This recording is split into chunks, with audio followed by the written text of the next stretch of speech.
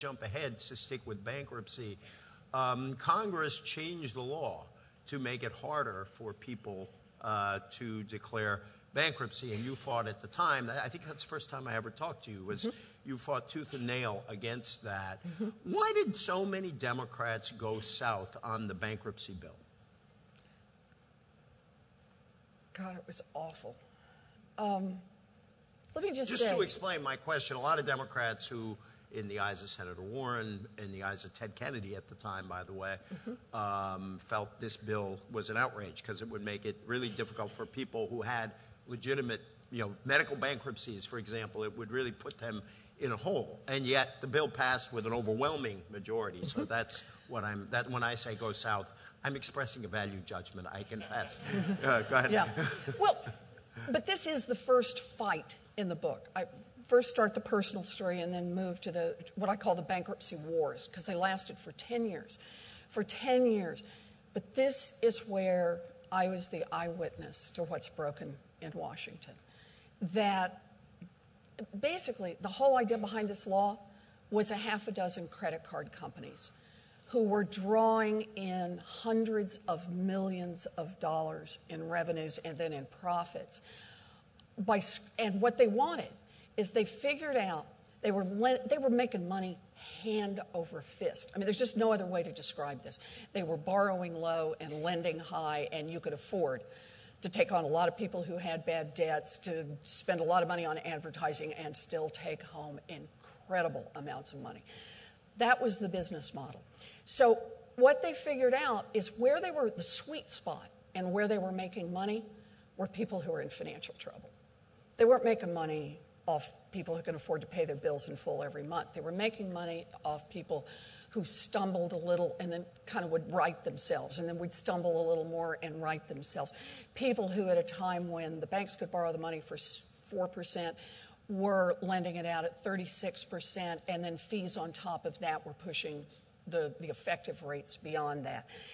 So they look at their spreadsheets, their business model, and they say, but every year we have to write off some number of tens of millions of dollars for people who ultimately just collapse into bankruptcy. Now, they've already made plenty of money, and plenty of money actually usually off those people from the years that the people kept paying and paying and paying.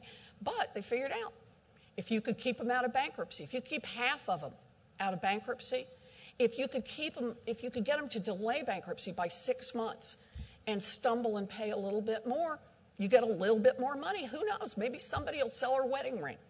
Maybe somebody will go ahead and sell the family car. Maybe they'll borrow from grandma and ask for additional money. Other ways that they can shovel more money into the credit card companies. So the credit card companies came to Washington to change this law, and I thought, you got to be kidding me. In a democracy, a handful of large financial institutions could never get a law changed that would hammer hundreds of thousands of middle-class families every year. You just couldn't get something like that passed. Well, when you've got an army of lobbyists on one side and people who have no lobbyists, have no voice, who don't want to stand up and identify themselves as people who file for bankruptcy, who don't want to picket, who don't want to organize, who do not want to be part of a group to say, yeah, I file for bankruptcy. No, they saw themselves as stupid, stupid, stupid, and didn't want to be part of this. And what happens? Man, that bill was like it was on greased skids.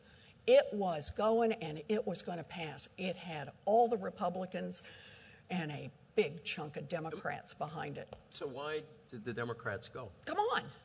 I just described it. The lobbyists, the campaign contributions, the lawyers, they were all on one side.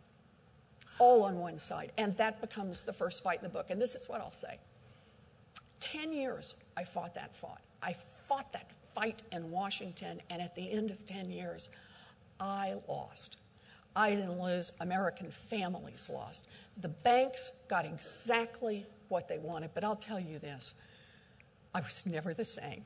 I came out of that fight tougher and more determined and smarter than I had been going into it. For me, this becomes the opening place in the fight. It's where you make the decision. Are we really going to be a country that says we're just going to hand it over? And if you can get together enough lobbyists, if you can get together enough lawyers, if you can put enough money into the political process, then you get to write the rules. You get to write the rules that help the rich and the powerful. Or are we going to be a country that says, no, this country belongs to the people, and we're going to take it back from those who do the lobbying?